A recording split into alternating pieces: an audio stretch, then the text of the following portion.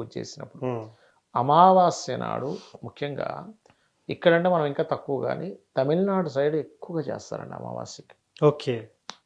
అందులో పర్టికులర్గా ఎప్పుడైనా అమావాస్య వచ్చినప్పుడు అది గనక ఏదైనా గురుగ్రహంతో శుభగ్రహంతో చూడబడింది అనుకోండి, ఓకే. ఏదైనా ఒక శుభగ్రహం చంద్రుడితో కనెక్ట్ అయి ఉన్నాడు ఆ రోజు ఉదాహరణకి, ఉమ్, అది ఇంకా బలం ఎక్కువ ఇస్తుంది. ఓకే.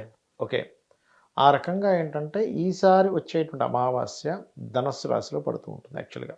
ఉమ్, ఈ ధనుర్రాశిలో అమావాస్య ఉన్నప్పుడు ఉమ్, పర్టికులర్గా ఈ ఈ రోజుల్లో ఉమ్, గురువు వృషభ రాశిలో ఉండి వక్రించి మేషంలోకి వచ్చి చూస్తున్నాడు.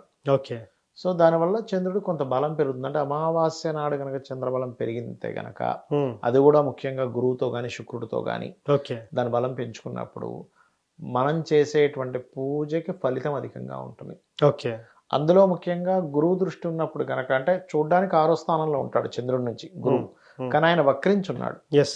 ఎప్పుడైతే వక్రించున్నాడో